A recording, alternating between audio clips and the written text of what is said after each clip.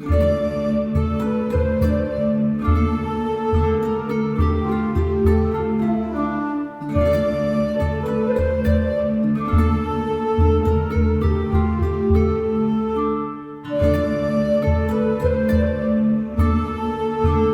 Ronald Reuel Tolkien, 3rd of January 1892 to 2nd of September 1973, was an academic and an author.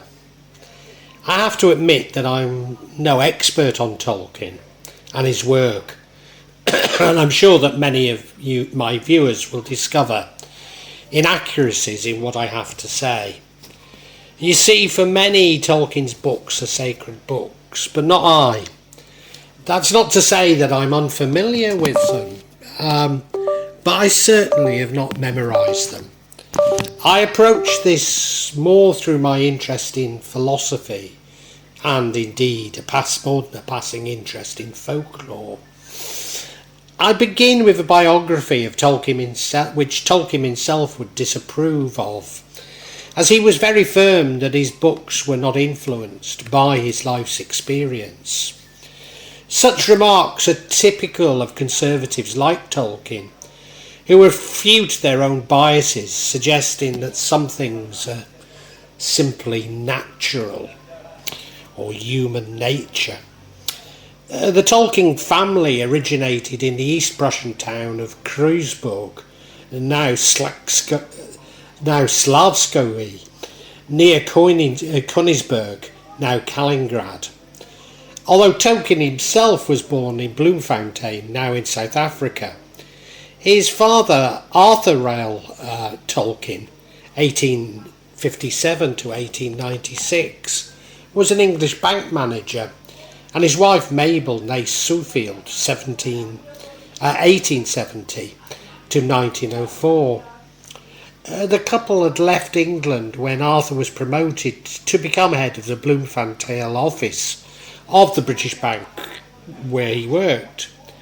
Tolkien had a younger brother, Hilary Arthur Reuel Tolkien, who was born on the 17th of February 1894.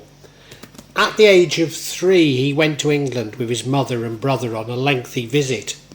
Unfortunately, his father died in South Africa of rheumatic fever before he could even join them. This left the family without an income, so the Tolkiens were forced to live with his grandparents in King's Heath, now in Birmingham. In 1896, they moved to Sarehall, now in Hall Green, Birmingham, but then a Worcestershire village. He enjoyed exploring Sarehall Mill and Moseley Bog and the Clent Lickey and Malvern Hills, provided inspiration for Middle-earth, along with nearby towns and villages such as Bromsgrove and Ulster and his Aunt Jane's farm, Bag End, the name of which he uses in his books. Mabel Tolkien homeschooled her children.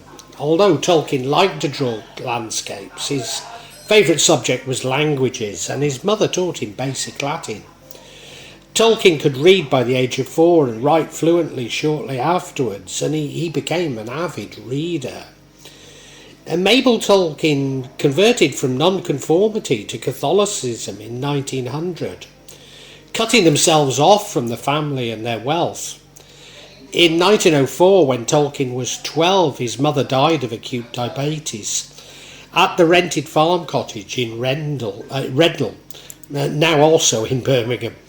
Mabel Tolkien's assigned the guardianship of her sons to a close friend, Father Xavier Morgan of the Birmingham Oratory. Thus, after his mother's death, Tolkien moved to Edgbaston in Birmingham and attended St Philip's School. In 1903, he won a foundation scholarship to King Edward's School. St Philip's School is now a sixth form college and part of the Oratory where Father Francis Xavier Morgan was based, and where once I briefly taught. In 1912, Tolkien began studying classics at Exeter College, Oxford, but he changed his course to English language and literature, graduating in 1915 with a first-class honours.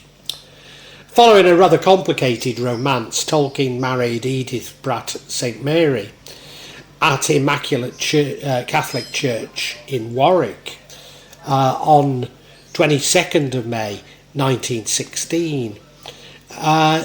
During World War One, he was commissioned as a secondary lieutenant in the Lancashire Fusiliers on the 15th of July 1915. He trained with the 13th Reserve Battalion at Rugeley Camp in Staffordshire for 11 months. Tolkien arrived at the Somme in early July 1916. In between terms behind the Bozincourt, he was engaged in assaults on the Schwaben redoubt and the Leipzig salient. On the 27th of October 1916, Tolkien contracted trench fever, which actually affected nearly a third of all British soldiers, and was invalided to England on the 8th of November in 1916. This probably saved his life, as so many of his comrades and school friends lost theirs. It was during his recovery in Little Haywood, Staffordshire, that he began to work on what he called the Book of Lost Tales, beginning with the fall of Gondolin. Lost Tales was his attempt to create a mythology for England, which was never completed. On the 3rd of November 1920, Tolkien was demobbed and began working at the Oxford English Dictionary. In 1920, he took up the post as a reader in English language at the University of Leeds, becoming the youngest member of academic staff. While at Leeds, he produced a Middle English vocabulary and a definitive edition of Sir Gawain and the Green Knight with E.V. Gordon. Both became academic standards. He translated Sir Gawain, Pearl and Sir Ophio.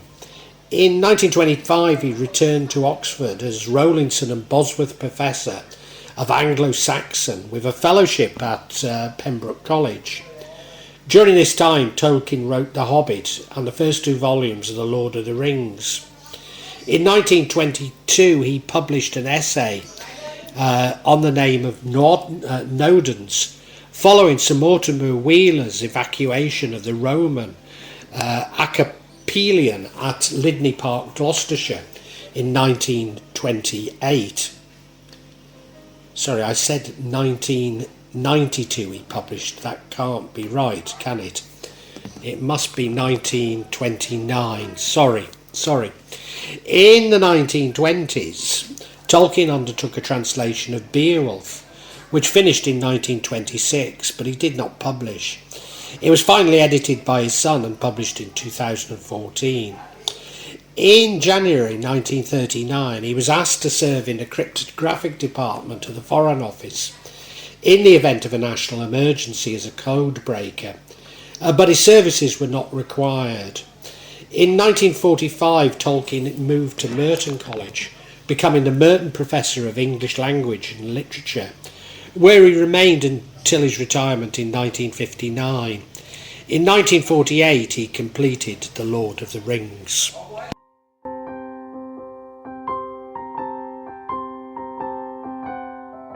Both The Hobbit and The Lord of the Rings are set against the background of the Silmarillion, but many years later, Tolkien had intended The Lord of the Rings to be a children's tale in the style of The Hobbit, but it soon became darker and more serious as he was writing.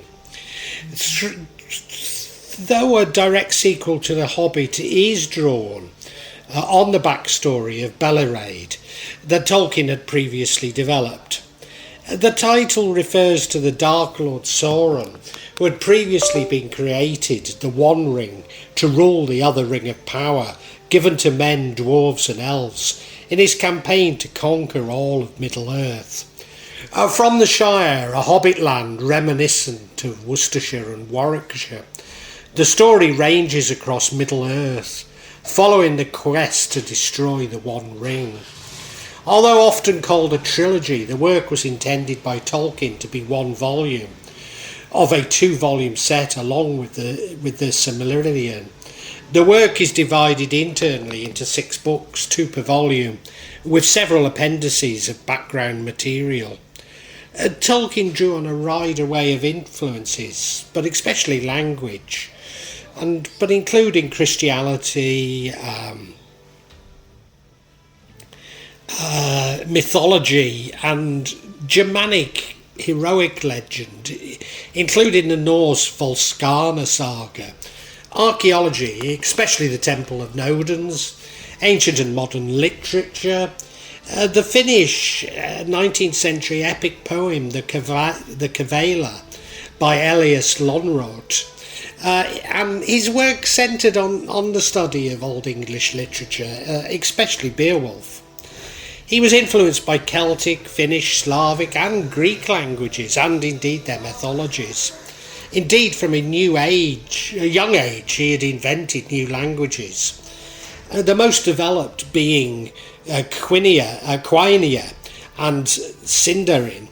Furthermore, it contains some 60 poems, another interest that he had from childhood. The arts and crafts designer and socialist William Morris was a major influence on Tolkien, and indeed on I, although Tolkien himself was deeply conservative, even admiring General Franco during the Spanish Civil War. Although so conservative, such a telegraph reader, that he would never have accepted the title of being a fascist, just deeply conservative. Tolkien stated that he'd been influenced by his childhood experiences of the English countryside of Worcestershire near Sirhill Mill.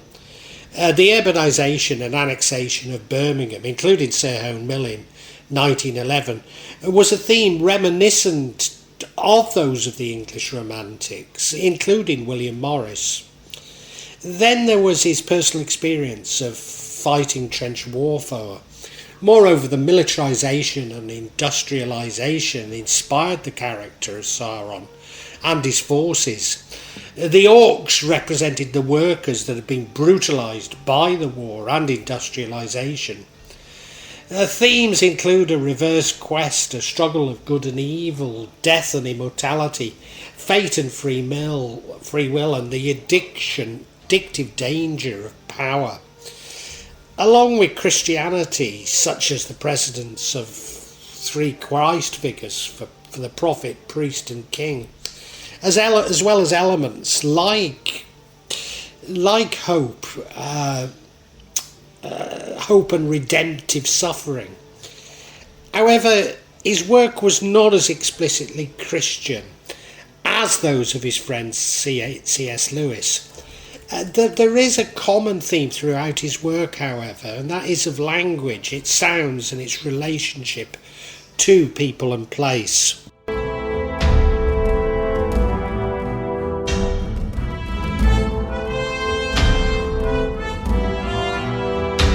In 1980, his son Christopher Tolkien published a collection of fragmentary material under the title Unfinished Tales of Numenor and Mid-Earth.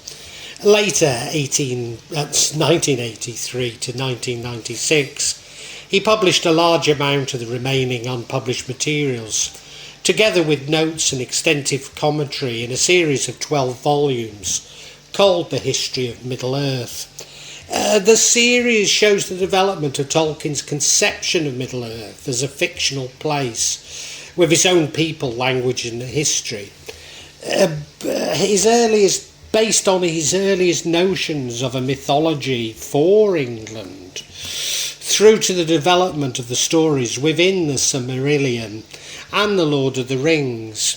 Thus, it's not a true history of Middle-earth, but an out-of-the-universe history of Tolkien's own imagination. There is no true consistency between the Lord of the Rings and the Hobbit, despite being related works, as Tolkien never fully integrated all their traditions into each other. He commented in 1965, when editing The Hobbit for a 3rd edition, that he should rewrite the book completely because of the style of its prose.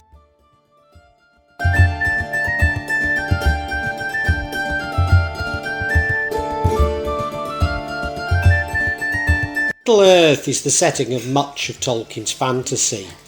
The term is equivalent to Mirgor of Norse mythology and Midgard in Old English works, including Beowulf. The Old English Midgard descends from an earlier Germanic word alluding to the Old Norse Mirgor anyway, transliterated to modern English as Midgard. Middle-earth was the centre of 9 worlds in Norse mythology, and of 3 worlds with heaven above, hell below, in the latter Christian version. Tolkien had to look to Norse myth, as so little Saxon myth actually remained. Therefore, Middle-earth is a mythical Mercia imbued with Viking heritage and just a little Celtic. It was created by Tolkien, as so little was really known about the ancient kingdom. And Middle-earth is a human inhabited world that is the central continent of the earth in Tolkien's imagined mythological past. Indeed, it's said that Tolkien really did not belong to the 20th century. Despite the obvious allegory contained in his work, such as the destruction of the rural idyll by industrialisation and the abhorrence of war. Indeed, the theme of the destruction of the rural way of life was a central theme of Mary Webb, the folklorist, whom I've already commented on. And Tolkien, although Tolkien was quick to assert that his work was not allegorical, clearly the events had affected him and his writing, and his work certainly embody a rejection of modernism. Tolkien himself did not see his work as a work of fiction, but the construction of Middle-earth was as much a construction of a history based on myth and languages of the Middle Ages. Although these myths, as with Tolkien's Middle-earth, are from a much earlier prehistory of Neolithic and very early Bronze Age, it's tempting to see Middle-earth as escapism. But it was not an escapism that Tolkien himself was aware of. Of course he was affected by industrialisation and scarred by war, but he was only escaping in his dreams and memories.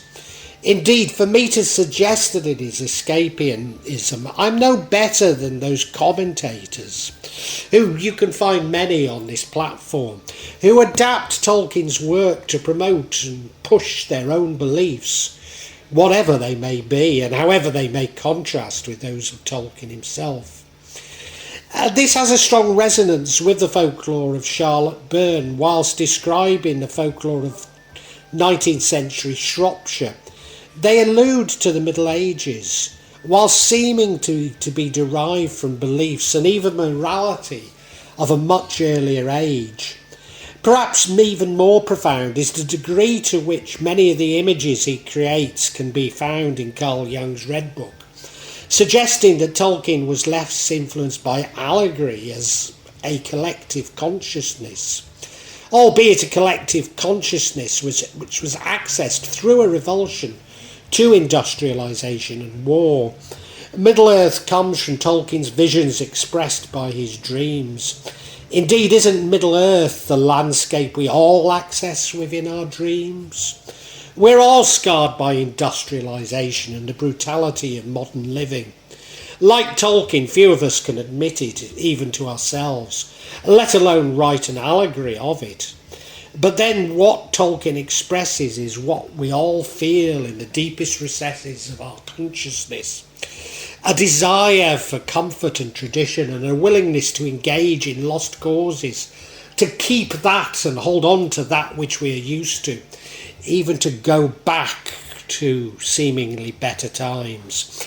The history of Middle-earth, as described in Silmarillion, began when the Ainur entered Arda, following the creation of events in Eilulden, the long ages of labour through Ea, the fictional universe. Time from that point was measured using Valian years.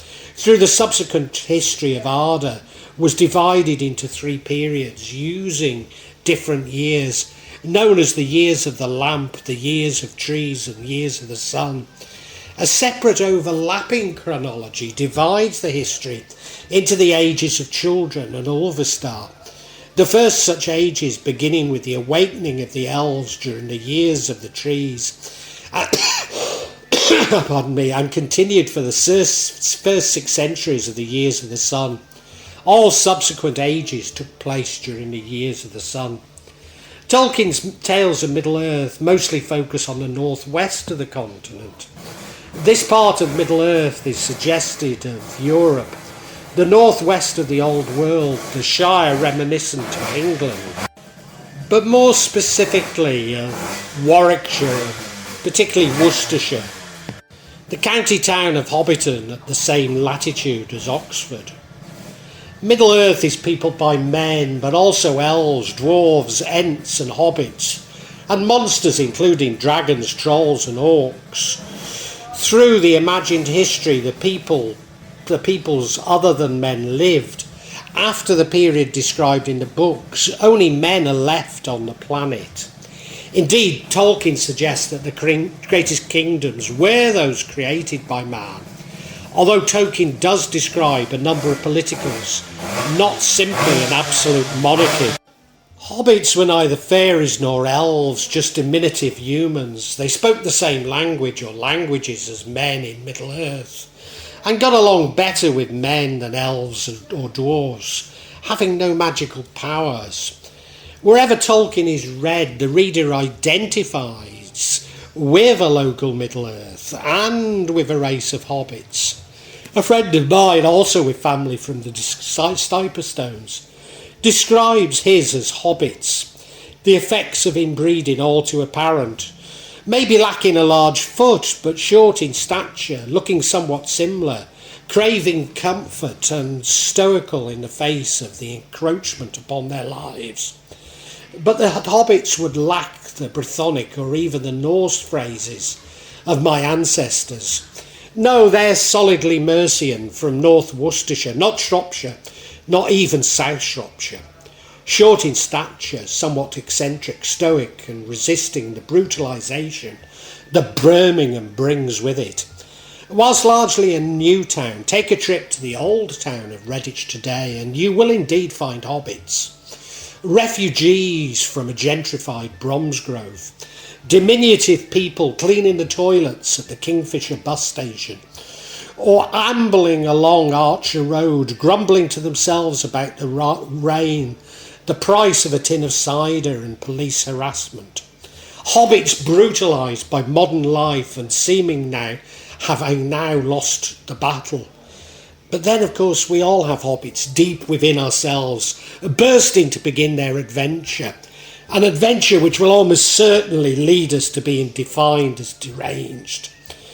So we remain as brutalised, compliant humans, diverted to posting comments on YouTube that the earth is flat. Maybe you will feel that I've gone too far, but surely you too dream of Middle-earth and your own adventure within, or of living in a hobbit house and living a simple, comfortable life. His depiction of elves and dwarves display a similarity to the views of Margaret Murray on the disappearance of the little people from Britain. War is central to much of his work overall. There is a triumph in military strategy and leadership, moreover magic. Nevertheless, there are tactical instances where magic triumphs, with wizards being employed as elite forces.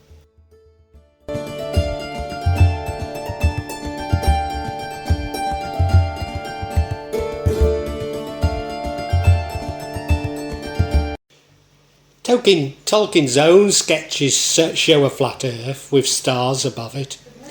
However, Tolkien's legendarium depicts a catastrophic transition from a flat to a spherical world in which Aman becomes inaccessible to mortal men. For Tolkien, evil occurs when characters seek power, even for what they see as good. All too often there is an implied critique of the end justifying the means. Evil, therefore, is corruption of goodness. Power is about humanity and rejecting more power, more so than seizing it. This especially occurs when characters abandon the wisdom of the past. But Tolkien seems to suggest that there is more than a single path. By acting out of love and humanity, there will be multiple paths. These paths are illuminated by the light which penetrates through the darkness. Of course, this alludes to a Catholic spirituality that is all too familiar to me, but including within my own adopted Muslim faith, in sharp contrast to how Catholicism and Islam are portrayed in contemporary society. Above all, love triumphs over magic and greed and evil.